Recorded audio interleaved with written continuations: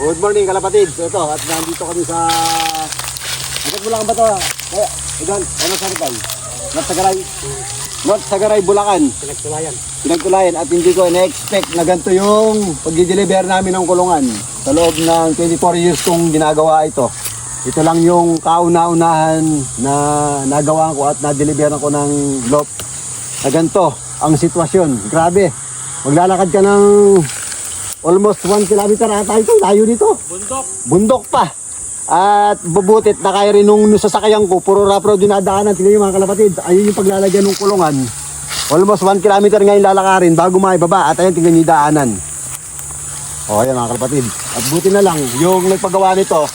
Marami siyang kaibigan na tumutulong at nagpatulong para maibaba yung pinagawa niya loop. At buti na anong maraming frame, senior cut ko, kaya kukunti lang yung frame na makakutin. At hindi ganun kabigat mga kalapatid, kaya ano, pababa. At pag nagkamali ka, malamang dito para kang nag-surfing sa dagat.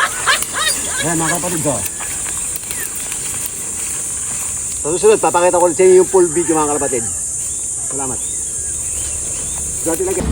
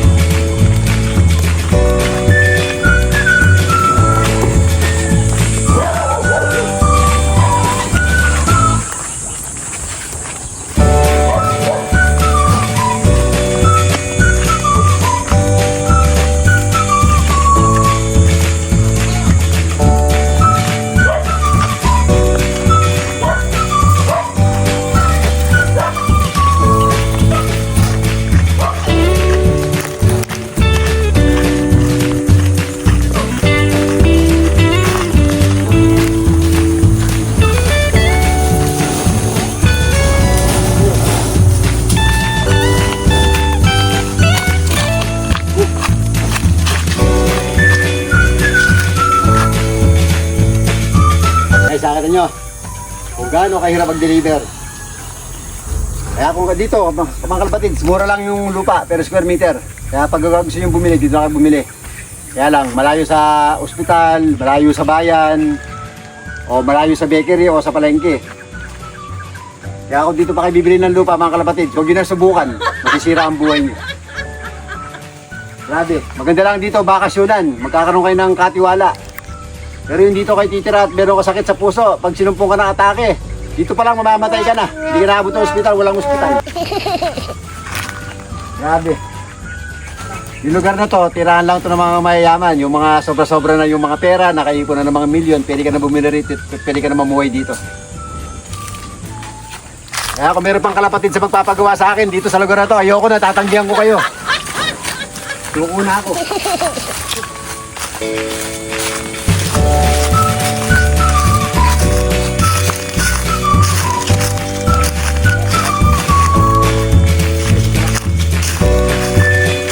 Talaga na. Ito lang, doon talaga na. Try tayo natin na play. Ayun yung pamilya nila. Nataso parang kumaway dito. Pwede kami tamo at ang bakit yan.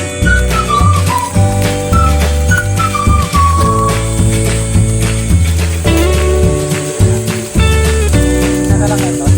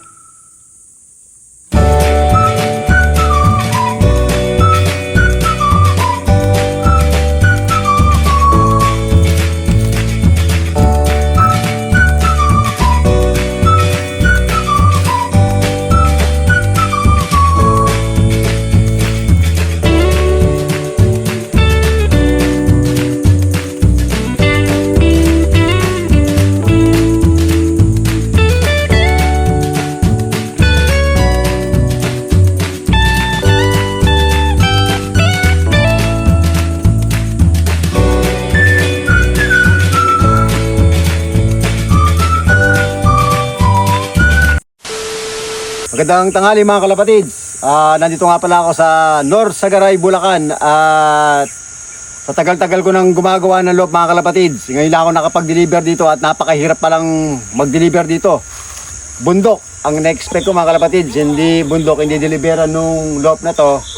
At ito nga, at napasabak ako. Grabe, ang layo pa nung nilakad magbuot doon sa may highway. Siguro merong almost 700 meters mga kalapatids. At ito nga, meron nagpagawa sa akin na si Mr. Ronald Reyes. At siya nga pala, matagal na naging kuwar sa akin mga kalapatids. And then, lumipas yung mga buwan at hindi kami nagka-deal dun sa napag-usapan namin. At nakapag-inquire nga pala siya dun sa dalawang gumagawa ng loft. At nagulat nga siya dun sa costing na binigay niya sa kanya nung gumagawa ng loft. At nagulat siya. Sobrang napakalaki nung pinagkaiba nung price na binigay ko sa kanya dito. Almost 3/4 nung presyo ang natipid niya dito sa loob na pinagawa niya sa akin mga kalapatids. Ang size nga pala nito is 12 by 12 mga kalapatids. Tapos yung paa nakahang sa hindi pantay na lupa. At tulad nga sa sabi mga kalapatids, bundok. Sa mga bundok, bibira lang yung patag na lupa mga kalapatids. So eto, ipapakita ko sa inyo, yung loop na pinagawa niya na size is 12 by 12 na merong double door mga kalapatids. Ito nga lang mga kalapatids, tinagyan ko lang ng isang step na hagdanan kasi nga dito sa may bandang likuran ng loop is medyo mataas at hindi na kailangan ng maraming pahagdan at medyo mababa naman yun doon sa may harapan. So ito nga pa ng mga kalapatids. Ayan. At medyo meron ng lupa-lupa yung loob dahil nga nandito tayo sa bundok at umulan daw kagabi. Kaya medyo maputi mga kalapatids. So ito nga pala mga kalapatids. Ayan.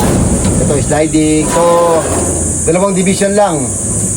So yung 12 by 12 mga kalapatids, hati nga lang pala sa dalawa. Kaya ang naging size ng bawat section na paglalagyan ng breeder niya is 6 by 12 mga kalapatids. Ito mga kalapatids. So ito nga pala wala nang partition dito sa merong gitna, dito sa may papuntang hen at saka sa kabila sa kak, wala na siya divider dito. So ang divider lang niya ay dito mga kalapatids. So makikita ninyo mga kalapatids, pagbasta ninyo mga kalapatids yung loop na ginagawa ko, hindi ko siya tinitipid sa mga bakal mga kalapatids. Ayan mga kalapatids, makikita ninyo yung mga tubular. Sobrang dami ng frame mga kalapatids. Ayan mga kalapatids. At pasensya na nga pala kayo at dito sa banda rito marumi at gawa nga nung nahihakot dahil gawa nga na lupa at bundok, hindi maiwasan na magkaroon dumi. Ayun mga kapatid, so maraming mga tubular ako na nilalagay na patigas at saka sa patayo mga kalapatids. Ayan, hindi ko titipid sa materyales, kahit labor lang yung napag-uusapan namin nung aking mga customer mga kalapatids. Ito nga pala mga kalapatids, at hindi ko ito nilagyan ng full cover kasi para hindi magkakitaan yung ibon dito pagka humahapon na sa hapon mga kalapatids. At dito okay lang na open. Dito nga pala tayo sa make session mga kalapatids. Ang ginamit ko nga pala rito mga kalapatids is 1.5 na tubular na 1.5 tsaka 1x1 na tubular na GI, tapos 1x1 na steel matting, color sheet at saka long span mga kalapatids. Ito mga kalapatids, ito yung request sa akin nung nagpagawa. At kung mapapansin ninyo, yung 12 by 12 is kukunti lang yung frame. Senior cut ko yung trabaho mga kalapatids. Yung shortcut na maganda para iwas sa ganong maraming pagbubuhat na mabigat. Kumbaga, pinag-isipan ko siya kung paano yung gagawin ko na mas madali mga kalapatids. Ayan. So, napakalaki mga kalapatids ang natipid nga pala nung nagpagawa sa akin ng loob na to. Biruin mo, doon sa halagang ibinigay sa kanya ng dalawang loop maker at ako'y nagulat mga kalapatids. Aba, para na siyang nagpagawa ng isang 10 by 20 na loop na binigay sa presyo sa kanya mga kalapatids. At tulad nga ng sinabi ko, ang natipid niya rito is nasa 3/4 ang natipid niya rito na halaga ng magpagawa siya sa akin. At nagulat nga siya doon sa binigay kong presyo ng materyales sa kanya. So meron lang nagkulang ng konti na halos konting-konti lang. At kumbaga napakalaki pa rin ng diferensya doon sa binigay sa kanyang presyo nung mga gumagawa ng ibang loop mga kalapatids. At ito nga, at tatapos ko na. At ito, natutuwa na siya. At okay na, at malilipat na yung mga ibon niya dito. At ito nga, at nakakumpis ko na. At nagpapasalamat nga pala ako at nagtiwala siya sa akin mga kalapatids. At eto mga kalapatids, bigyan ko siya ng color sheet dito. Tapos sliding. Ayan mga kalapatids. Oh. At maswerte yung magbabantay dito at mabait yung may-ari nito mga kalapatids. Sa labas. So mga kalapatids, huwag nga pala kayong magsasawang mag-follow sa akin mga kalapatids. Shoutout nga pala kay Compadring Dre at salamat nga pala sa cup na binigay mo sa akin at eto nagagamit ko at kapag mainit. Shoutout pala kay Boss Rail. Papasalamat pala ulit ako kay Boss Ronald Reyes at nagtiwala siya sa akin sa paggawa ng loop na to. At sana mga kalapatids, yung mga nagchat-chat sa akin o nag-PPM sa akin, ako humingi sa inyo ng pasensya kung hindi kagad ako nakakapag-reply at hindi ako nakakapag-loop visit dun sa lugar ninyo kung pinapapunta ninyo kasi marami ako trabaho. Paano mga kalapatids, hanggang sa muli, ito nga pala si Mark Aguilos ng Kalupit, Bulacan. Huwag sana kayong magsasawang mag-follow sa akin mga kalapatids. Maraming salamat sa inyo lahat. Thank you.